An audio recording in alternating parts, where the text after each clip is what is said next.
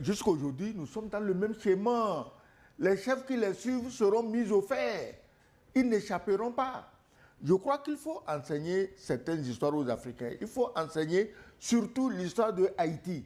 Je souhaiterais que les présidents de l'AES, puisque eux, ils sont déjà sortis de la mélasse et ils voient plus clair que les autres, qu'ils sollicitent des historiens de Haïti, qu'on leur dise ce qui est arrivé à Haïti et qui est en train de nous arriver. Surtout qui est en train d'arriver au pays de l'AES, qui ont commis la même erreur que Haïti en voulant être indépendant trop tôt. Bonjour et bienvenue sur la chaîne. Le général Tchiani, dans son récent entretien, revient sur l'attaque de l'aéroport de Niamey. Il fait des révélations troublantes. Analysons ses propos. Le général d'armée Abdourahmane Tchiani donne des détails troublants sur l'attaque de l'aéroport d'Iori Yameni. C'est intéressant.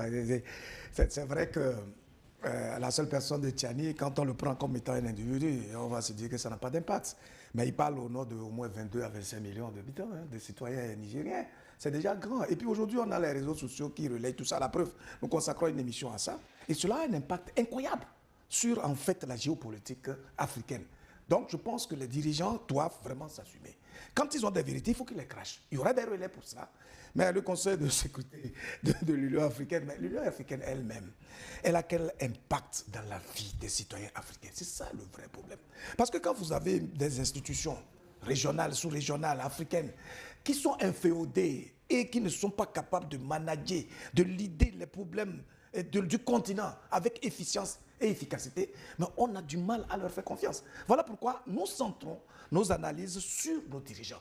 Et nous leur rappelons tout simplement qu'ils comprennent qu'ils ont une lourde responsabilité historique dans la vie et le devenir de ce continent-là. Il faut qu'ils comprennent qu'une fois qu'ils sont au sommet de l'État, ils travaillent pour leur peuple et ils doivent se sacrifier. Il ne faudrait pas qu'ils dorment trop sur leur laurier, qu'ils amplifient tellement leur ego, qu'ils personnalisent tous les sujets au point d'oublier qu'ils sont en mission pour leur peuple. Bonjour Papa Sagoyou, Kokou Kegewe et Luc Koumeya Balo Abaki, ainsi que le journaliste Gilles Mawena Boko. Merci. Il connaît tous nos noms, hein? C'est bien ça. Dans les détails. Les détails de Tchiani ne sont pas troublants car aujourd'hui, certains présidents et leur population prennent les présidents de l'AES comme s'ils ne connaissaient rien, mais les militaires ne sont pas des civils, s'il vous plaît. Eux, ils ne sont pas dans les sentiments, ils sont dans la vérité. Les masques vont tomber bientôt. Qu'ils le veulent ou pas, ce n'est que le début. C'est M. Koto Ogou, béninois, depuis Boaké, en Côte d'Ivoire. Un autre béninois maintenant, résident dans son pays. Long message. Bonjour Niwa TV.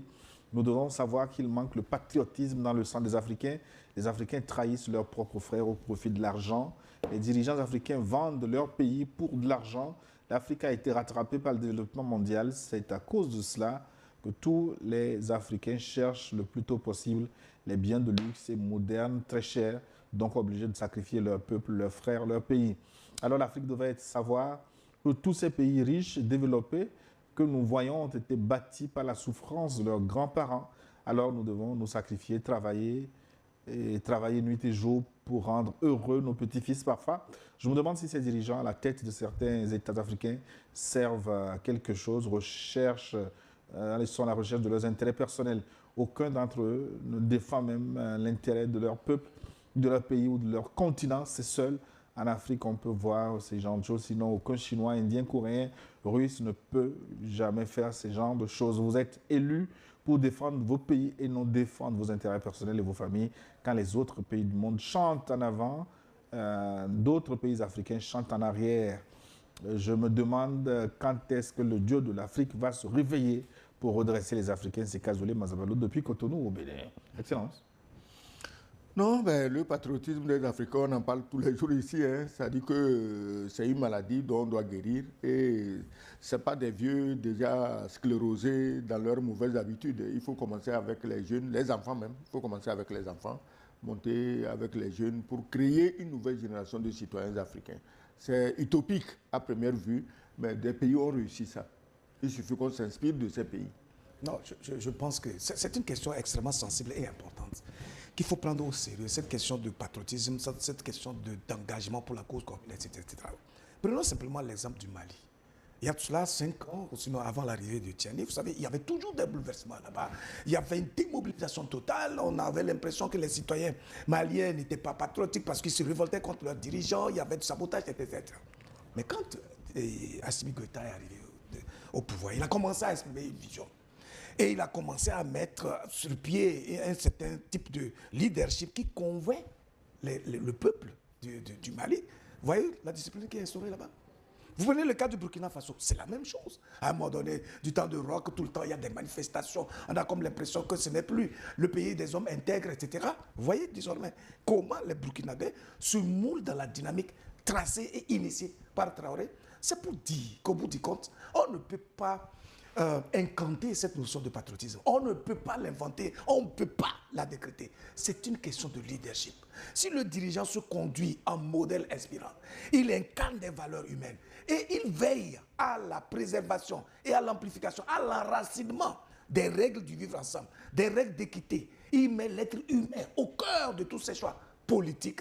Vous allez voir que de soi, cette situation ou bien ce besoin de patriotisme s'installe de soi et se construit de lui-même.